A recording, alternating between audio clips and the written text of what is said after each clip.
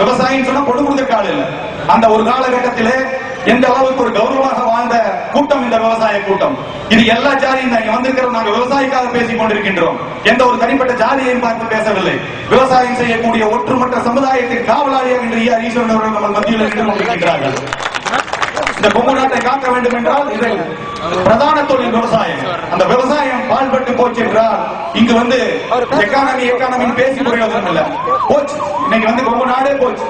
அதனால தயவு செய்து எங்களுடைய கோரிக்கைகளை ஏற்றுக்கொள்ளுங்கள். இங்க இந்த விவசாயத்திற்கு எந்தெந்த வகையில் நாங்க சொல்றோம், எப்படி செய்யறது நாங்க சொல்றோம். தயவு செய்து அரசாங்கம் இந்த எங்களுடைய ஆலோசனைகளை கருத்துக்களை எடுத்துக்கொண்டு கண்டிப்பாக இந்த தென்னை விவசாயத்தை காக்க வேண்டும். இல்லை என்றால் தென்னை விவசாயிகள் மட்டுமல்ல, தயவு செய்து அரசாங்கம் புரிந்து கொள்ள வேண்டும். லட்சக்கணக்கான கூலி தொழிலாளிகள் இன்று பாதிக்கப்படுவார்கள். ஏன்னா இன்னைக்கு இந்த ரோடே பாத்தீங்கன்னா இந்த 2 ரோட்ல லாரி தொழில் அவ்வளவுதான் இருக்குது. இன்னைக்கு அந்த லாரி தொழில் குறைஞ்சு கொண்டே வருகின்றது. காரணம் என்ன?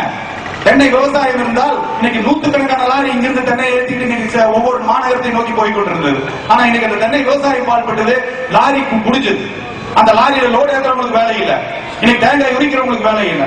இதே போல் போய் கொண்டிருந்தால் லட்சக்கணக்கான கூலி தொழிலாளர்கள் பாதிக்கப்படுவார்கள். இது மட்டுமா தேங்காய் விலைக்கு வீழ்ச்சிக்கு இது மட்டுமா காரணம்? கண்டிப்பாக இல்லை. இன்று தேங்காய் எண்ணெயில் கலப்படம் இங்கு நடந்து கொண்டிருக்க நிற்கக்கூடிய பொதுமக்கள் புரிந்து கொள்ள வேண்டியது, தென்னை விலை வீழ்ச்சிக்கு தென்னை ஏதோ வேறு காரணம் இருப்பதாக தயவு செய்து நினைக்க வேண்டாம். இன்னைக்கு கலப்படம் இன்னைக்கு தெரியாது, நாளைக்கு உங்க குழந்தைகளுக்கெல்லாம் உடம்பு சரியில்லாம டாக்டரேட் எடுத்துட்டு போகும்போது தெரியும். தேங்காய் எண்ணெய் மட்டுமல்ல, சமையல் எண்ணெய் அத்தனையிலையும் கலப்படம் இன்னைக்கு ஏற்பட்டுக் கொண்டிருக்கின்றது. அது இன்னைக்கு விளைவிக்க முக்கியமான ஒரு விலை வீழ்ச்சிக்கு முக்கியமான காரணம்.